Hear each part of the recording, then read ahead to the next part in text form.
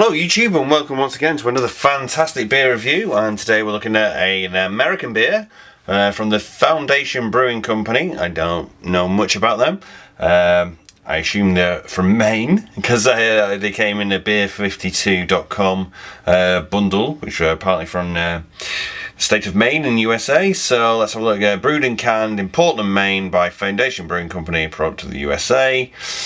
It's a American IPA, so interesting. Just says American IPA, so it doesn't say if it's a New England IPA, even though they're based in New England, so it could well be, or a West Coast IPA. So, well, you would assume them being in New England, Maine and New England, that they would be it would be a New England IPA.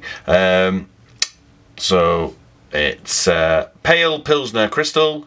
The hops are Cascade, Centennial, Chinook, Simcoe, and Vic Secret. I actually know, I've never heard that one before, but there you go. ABV is 7, IBUs is 60, final gravity. Boiling, or is it boiling? Or boiling or Plato? Plato, if you take the original Czech nomenclature, is 1.014. The blurb is Afterglow is an American IPA bursting with lots of notes of tangerine, pine and berries from its blend of West Coast and South Pacific hops, finishing dank and balanced. So it's going to be very murky, of course. This beer is a living product. Some sediment may naturally occur. That's very good. So, you know, you've got some yeast sediment in there, so it might give it round the body out a bit more than a lot of things. I'm just going to be pouring this into my Czech beer mug. Okay, so let's get it open. It's in a pint can, so what does it actually say? It just says 1 pint on the actual can. So I don't know, it's probably 500 rather than 565, yeah, 565 milliliters. Well, I'm stood about a foot away from it and I'm not getting any, there's no overwhelming aroma coming from the can. Oh, now I'm getting them. Oh, a lot of floral hops there. Oh yeah, very fruitiness, lots of I want to say tangerine, possibly a little bit orangey. It's the usual citrus smell which you would get with hops. So again, you know, a lot like the Cloudwaters reviewed, very, you know, proper dank murk bomb. So the head's receded a lot there, gone down to one finger, you know, and it's not very tight, you know, it's quite open bubbles there.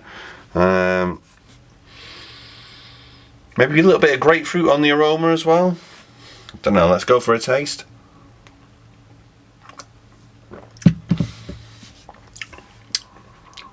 Wow, yeah. So you get some initial fruitiness, but then, especially on the finish, wow, there's a lot of residual bitterness on the finish. Quite harsh as well. It's one of those where the hops, you know, you can, the bitterness of the hops are coming at you right at the back of the palate.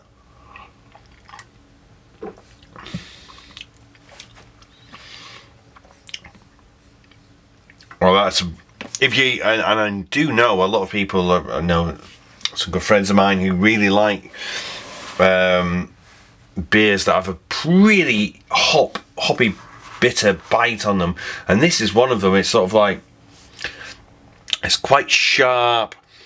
I wouldn't say metallic, but there's a big, strong hoppy bite on the finish of that. So you've got the initial sweetness of the hops, the floral hops, maybe a bit of grapefruit, obviously a bit of orange. I won't say tangerine, because tangerine is a lot more tart than orange. So yeah, it's quite smooth, and then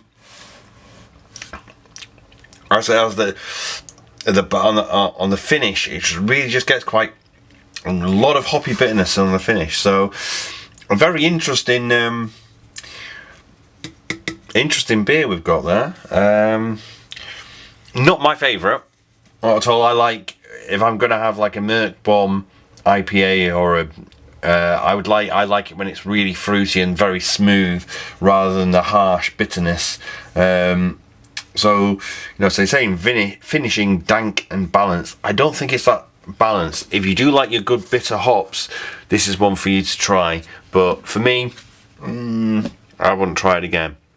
Okay, thanks very much, YouTube, and thanks for watching, and cheers.